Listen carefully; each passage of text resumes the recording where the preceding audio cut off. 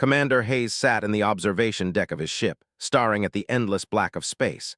Behind him, Meridian Prime hung like a jewel against the darkness.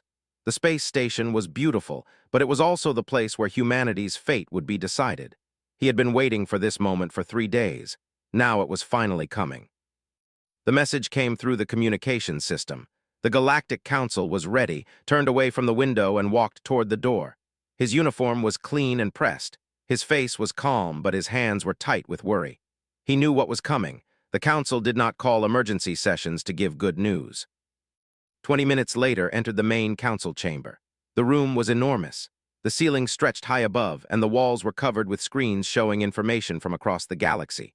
The council members sat in a circle, their alien forms different from each other, but all showing the same expression of power and control. Counted them. There were 12 today, 12 beings who could decide to destroy humanity with a single vote. The ambassador stood up. His skin was and his eyes were black like the space outside. He spoke with a voice that seemed to come from deep underground. Commander Hayes, the Galactic Council has reached a decision about humanity's place in the galaxy. We have been watching your species for the past decade. We have seen your wars. We have seen your weakness. We have seen your lack of control. Did not move. He did not show any emotion on his face. The continued. The Council has decided that humanity is a danger to the peace and order of this galaxy. We have 3 choices for you. First, humanity can surrender all its territories and accept our protection. You will be moved to designated zones where we can watch you. You will give up your weapons and your ships. Second, you can choose to resist, and we will take what we want from you by force. Third, you can prove to this council that you deserve to remain independent. But you have only 48 hours to do this. After that, we will attack. The room went silent, felt the weight of all eyes on him. He thought of his daughter Emma, who lived on one of the human colonies. He thought of all the millions of people who were depending on him to make the right choice. "What kind of proof are you looking for?" asked. His voice was steady and strong. The general made a sound like thunder. "Proof that you are not weak, proof that you can survive. We suggest you bring something from your world that shows what humans are capable of making. Bring us a weapon. Bring us a soldier. Bring us anything that proves you are not insects waiting to be crushed." Nodded slowly. "I understand. We will present proof in 48 hours. He turned and walked out of the council chamber. His heart was beating very fast, but his face did not show it. As soon as the doors closed behind him, he began to think. A weapon? A soldier? They had better weapons than anything humanity had created. They had stronger soldiers. What did humanity have that could impress beings like this? He moved through the corridors of Meridian Prime quickly. Other people stepped aside to let him pass. They knew who he was. They knew the council had just decided humanity's future, reached the communication station and requested a secure line to Earth. Doctor answered after the 3rd ring. Her face appeared on the screen. She was sitting in a lab somewhere on Earth, and behind her could see tanks of water and strange equipment. She said, "What's wrong? You look like something broke." "They gave us an ultimatum," said. 48 hours to prove humanity is not weak. If we fail, they attack us all." His face became very serious. She was quiet for a moment, thinking. She had been studying Earth's creatures for 5 years. She knew more about the planet's animals than almost anyone alive. "What do they want us to show them?" she asked. "Something that proves what humans are capable of," said. "Something that will make them think twice before attacking us." Leaned back in her chair, a slow smile began to grow on her face. "I know what we need to do, and it's going to be crazy, it's going to be dangerous, but I think it might actually work." "What is it?" asked. "We bring them a beast," said. "We bring them something from Earth that will terrify them. We bring them something they have never seen before." "A beast," repeated. "What kind of beast?" "The crocodile," said. "The largest predator in Earth's waters. I have been tracking one in Australia for the past 2 years. It is massive. It is 6.5 meters long. It weighs nearly a ton. And it is the most intelligent predator I have ever studied. It thinks, it plans, it hunts with strategy." Felt something shift inside him. This was either the best idea or the worst idea. There was no middle ground. "Can you capture one?" he asked. "I can try," said. "But we need to move fast. 48 hours is not much time. I will need a team. I will need equipment. And we need to get it off Earth and to Meridian Prime without the creature dying." "Do it," said. "Whatever you need, you have it. Use my authority. Take whatever resources are available." Nodded, she was already standing up, already moving. I am calling my team now. We leave for in 2 hours. This is going to be insane. Everything about this is insane, said. But insanity might be the only thing that saves us. The call ended, stood alone in the communication station. He had just sent Doctor to catch one of Earth's most dangerous creatures. He had committed humanity to a plan that had almost no chance of working. But he had no other choice. The council had spoken. The clock was running. And somewhere in the swamps of northern Australia, a giant crocodile was swimming, not knowing that its life was about to change the course of history for an entire species. The Australian sun was hot and brutal, stood in the water up to her waist, watching the surface carefully. Around her, Drake and Lisa did the same. All three wore special suits designed to protect them from the sun and the animals that lived in these waters. Drake was 60 years old and had spent most of his life working with dangerous animals. He had worked in zoos. He had worked in wildlife reserves. He had captured crocodiles, snakes, and spiders. He was not afraid of animals. He understood them. Lisa was younger, in her early 30s. She was a veterinarian who specialized in exotic animals. She had worked in zoos all over the world. She could sedate a full-grown elephant with a single shot. She could bring animals back from the edge of death. She was the best veterinarian knew. They were here for one reason. They were here to find and capture a crocodile named Typhoon.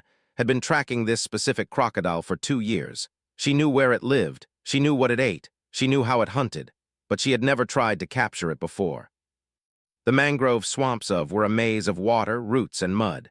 The trees grew in twisted shapes, their roots reaching into the water like fingers. This was a place where humans did not belong. The animals that lived here belonged to this place. They were fast, they were smart, and they were deadly. There, whispered. He pointed with one finger toward the center of the swamp. Saw it, the water moved. A log-like shape moved through the water slowly. It was not a log, it was Typhoon. Had studied this crocodile for 2 years. She knew that Typhoon was not like other crocodiles. Most crocodiles would run from humans. They would hide, but Typhoon did not hide. Typhoon came forward. Typhoon hunted. The crocodile's head broke the surface of the water. Its eyes were open and watching. It looked directly at. She could feel the intelligence in those eyes. Typhoon was not a simple animal. Typhoon was thinking about whether the 3 humans in its water were food. Everybody very slowly back up, said quietly. Do not move fast, do not run, just move back. They began to move backward through the water. The crocodile did not move. It just watched them with those cold, thinking eyes. They reached the shore and climbed out of the water. All 3 of them were breathing hard. That was the biggest crocodile I have ever seen, Lisa said. That thing is enormous. That is Typhoon, said, and that is the only creature in this swamp that might actually work. They spent the next 6 hours setting up, and his team built a trap using metal frames and strong nets. They placed bait inside the trap, chunks of meat that would attract the crocodile. Then they waited. The sun began to set. The sky turned orange and red. The swamp became loud with the sounds of insects and birds, sat on the ground next to the trap and waited. The attack came at midnight. Typhoon came out of the water so fast that nobody had time to move. The crocodile was a blur of muscle and scales. It rushed toward the bait and triggered the trap. The nets came down, the metal frames locked in place. But Typhoon was not a normal crocodile. The creature thrashed and fought. The net broke. The metal frame bent. Tranquilizer, shouted. Lisa now. Lisa was already running forward with the tranquilizer gun. She aimed at the crocodile's body and fired. The dart hit Typhoon's back leg. The crocodile turned toward Lisa and charged. Drake jumped in front of her and threw a heavy log at the crocodile's head. The impact made Typhoon stop for just a moment. That moment was enough. Lisa fired again. Another dart hit the crocodile's shoulder. Typhoon thrashed and fought, but the tranquilizers were working. The massive crocodile began to slow down. Its movements became less sharp. Its eyes became less focused. After 5 minutes, Typhoon stopped moving completely. All 3 of them stood breathing hard, covered in mud and water. That, said slowly, was the most dangerous thing I have ever done. Looked at the massive crocodile lying still on the ground. From nose to tail, the creature measured 6.5 meters. The scales were dark green and the teeth were still visible through the partly open mouth. The mouth was big enough to swallow a human whole. We did it, said. We have our beast. They worked through the rest of the night, moving the crocodile to a reinforced containment unit. The unit was made of steel and strong enough to hold even a creature as dangerous as Typhoon. The next morning, they loaded the unit onto a transport ship. The ship began to rise into the sky, carrying Typhoon away from the only world the crocodile had ever known. Watched from the ship's window as Earth fell away beneath her. Somewhere in that blue world, the containment chamber was the most secure room on the Reliance. The walls were 3 meters thick. The door was made of reinforced steel. Even if something was dangerous, nothing could escape from this room. Typhoon was inside this room, and the creature was beginning to wake up. Stood outside the chamber and watched through the reinforced glass. The crocodile was moving now, shaking its head as the tranquilizers wore off. Stood beside. "The neural link procedure is ready," said. "Dr. Henry Mitchell is waiting in the medical bay. The equipment is the best we have." "How dangerous is this procedure?" asked. "Very dangerous," said. "The neural link has never been tested on a human before. The implant goes directly into your brain. It will create a connection between your consciousness and the crocodile's instincts. If something goes wrong, you could have permanent brain damage. You could lose the ability to speak, to move, to think." Watched Typhoon move in the tank. The crocodile was fully awake now, testing the walls of its prison. Could see the intelligence in the animal's movements. This was not a simple creature. This was a thinking predator.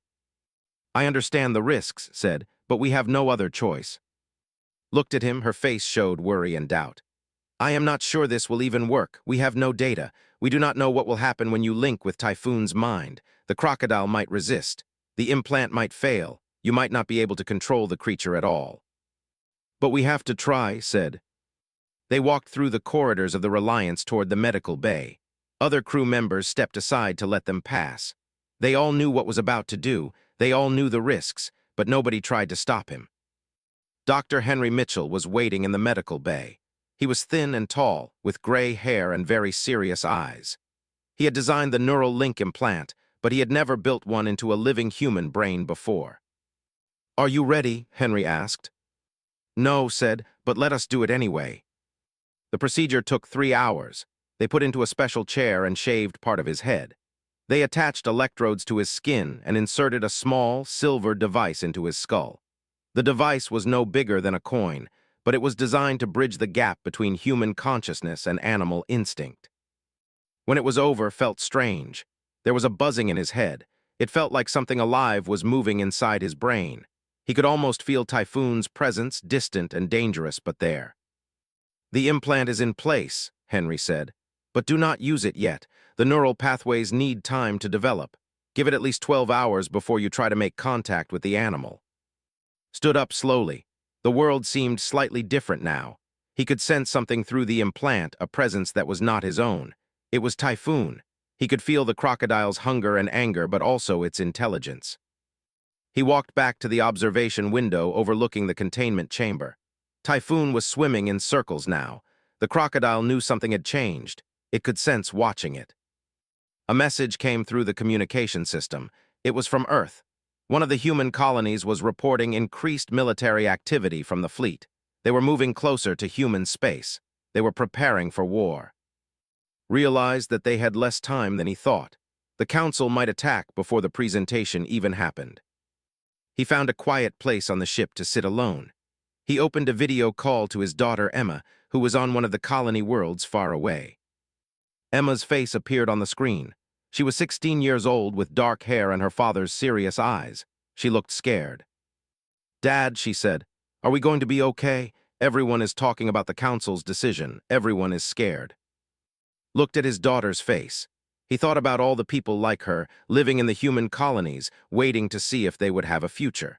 He thought about the massive crocodile in the containment chamber below. He thought about the impossible plan he had started. "We are going to be okay," he said. "I promise." But inside was not sure. The plan was crazy. It was dangerous. It had almost no chance of working. And if it failed, humanity would face the full power of the Galactic Council's combined fleets. The Reliance began to move toward Meridian Prime. Behind it, the human colonies watched and waited. Somewhere in the containment chamber below, Typhoon swam and thought about the man who was now connected to its mind through a neural link that should not work but somehow did. touched the side of his head where the implant was hidden beneath his skin. He could feel the presence of the crocodile more clearly now. Typhoon was no longer just an animal. Typhoon was a weapon, and was the only person who could control it. The ship jumped into hyperspace. The journey to Meridian Prime was beginning. The final confrontation was the council chamber was filled with tension. Every member of the Galactic Council sat in their designated seats. Behind them, representatives from dozens of species watched. This was the moment that would decide humanity's future. Walked into the chamber slowly, was beside him. Behind them pushed a large, reinforced container. Inside the container, secured by magnetic fields and steel plates, was Typhoon. The crocodile was awake and moving. The other council members could hear the sound of something heavy moving inside the container. The ambassador stood up, his black eyes focused on. "You have brought something. What is this?" "I have brought a creature from Earth," said. His voice was calm and strong. "This creature is called a crocodile. It is one of the top predators on my world. It is an example of what humans can create and control." Activated a control on the container. The walls became transparent. The council members could now see Typhoon clearly. The crocodile was enormous. Its scales were dark and powerful. Its teeth were visible through the partly open mouth. Its eyes were intelligent and cold. The council chamber became quiet. None of the alien species had ever seen anything like Typhoon before. Most of them came from worlds where large predators had been extinct for thousands of years. To them, the crocodile was something from a nightmare. "This creature is 6.5 meters long," said. She stepped forward and began to speak with scientific precision. "It weighs 950 kilograms. Its bite force is 30,000 newtons of pressure.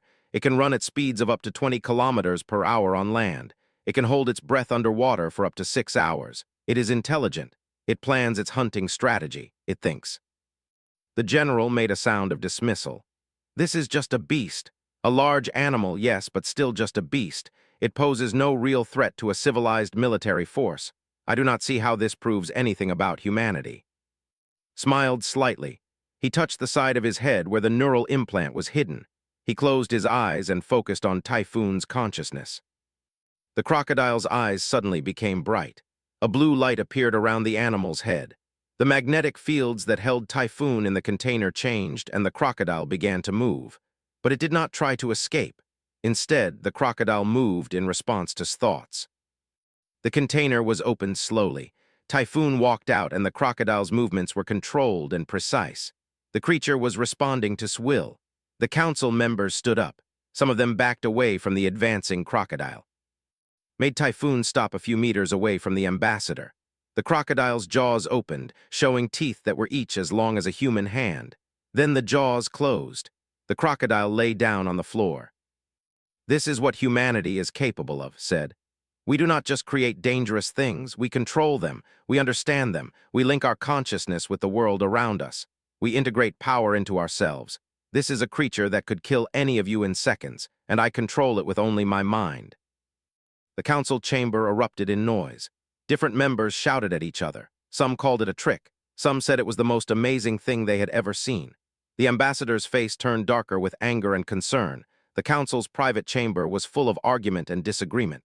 For 2 hours, the different species debated what to do about humanity. Some wanted to attack immediately. Some wanted to give humanity a chance. The ambassador was angry because his confidence had been shaken. Finally, the ambassador stood up. They were a species known for practical thinking and good judgment. They did not get excited about things. They thought carefully and made decisions based on logic and reason. "I propose that we change our approach," they said. "Humanity has shown us something unexpected. They have shown that they can link consciousness with dangerous life forms. This is a unique ability. We have never seen another species do this. This ability could be valuable to the entire galaxy." The general made an angry sound. "Valuable? This is a threat. We should attack now before humanity becomes stronger." Or, they said, "We could recognize that humanity is not our enemy. We could establish formal relations with them. We could learn from them." The debate continued, but slowly more council members began to agree with the demonstration had changed the way they thought about humanity. Humans were no longer weak insects waiting to be crushed. Humans were a species with unique abilities and unique gifts. in the observation chamber nearby, was watching the debate through a secured video connection. He did not hear the words, but he could see the expressions on the council members' faces. He could feel the shift in their thinking. Stood beside him. "I think we did it," she said. "I think we actually did it." Was in the containment chamber with Typhoon, making sure the crocodile was comfortable and healthy. The animal had been through a lot in the past few days. Fed the crocodile fresh meat and made sure the water was clean. The council session ended. The decision came quickly. The invasion was canceled. Humanity was granted protected status in the galaxy. Trade agreements were discussed. Formal relations were established. The Galactic Council voted to accept humanity as an equal member of the galactic community. Received the official message. He read it once, then read it again. Humanity was safe. The colonies were safe. His daughter Emma was safe. Later that day, he called the colonies. The news spread quickly. Humans across the galaxy heard that the threat had been ended. That night, millions of people celebrated. On hundreds of worlds, humans looked up at the stars and knew that their future was now secure. Drake personally brought Typhoon back to Earth. He traveled through the hyperspace corridors and landed in the swamps of northern Australia. He released the crocodile into the mangrove waters where it had been born. Typhoon slipped into the water and disappeared into the darkness. The crocodile had saved humanity without even knowing it. Established a new research institute on Meridian Prime called the Institute of Terran Biology. Scientists from across the galaxy came to study Earth's creatures. They came to understand how humans could link their consciousness with animal instinct. They came to learn from humanity what it meant to live on a dangerous world and understand that danger instead of running from it. Sat in his quarters on the Reliance and called his daughter Emma again. This time, his voice was happy and calm. "We did it," he said. "Humanity is safe, you are safe, your future is secure." Emma smiled at him through the video screen. "I knew you could do it, Dad. I never doubted you." Looked out the window at the stars. Somewhere out there, Typhoon was swimming through the Australian swamps. The crocodile did not know that it had changed the course of history. It did not know that it had saved an entire species. It was just a crocodile, living its life, hunting, and surviving like its ancestors had done for millions of years. But that crocodile had shown the galaxy something important. It had shown that power is not just about weapons and ships and technology. Power is about understanding. Power is about linking consciousness with instinct. Power is about knowing your world so completely that the most dangerous things become tools in your hands. Humanity was now respected across the galaxy, not because humans were the strongest, not because humans had the best weapons, but because humans had shown the courage to bring their world to the Council. Humans had shown that they understood what made them different. Humans had shown that they could control the uncontrollable. And somewhere in the swamps of Earth, Typhoon hunted alone, a giant crocodile that had saved humanity from extinction without ever knowing its own power. Spoke again, she showed scientific data on the screens. She showed videos of Typhoon hunting. She showed the intelligence of the creature. She explained that this was just one example of Earth's dangerous life. There were thousands of other creatures just as deadly. "If you attack humanity," said, "you will not just face our weapons and our ships. You will face a species that understands how to use the power of living things. You will face a species that has learned to link consciousness with instinct. You will face a species that comes from a world where survival means understanding and controlling the most dangerous forces of nature." The council members looked at each other. The general looked at Typhoon with new understanding. The creature was not just a beast. The creature was a symbol. The creature showed that humans could do things that the Galactic Council had not expected. The ambassador called for a recess. "The council will discuss this matter in private," he said. "This session is ended." And led Typhoon out of the council chamber. Behind them, the alien representatives continued to argue and debate. The presentation was complete. The decision would come soon, but knew that something had changed. The council was no longer sure that humanity was weak. Approaching fast. Were other crocodiles just like Typhoon, but this one was different. This one was chosen. This one was going to change the history of the galaxy. Lisa was checking Typhoon's vital signs. The crocodile's heart was beating steady and strong. "The animal is healthy," Lisa said. "Stronger than normal, actually. This creature is built for combat." The ship accelerated towards space. knew that in less than 36 hours, Typhoon would be presented to the Galactic Council. Everything depended on what happened next.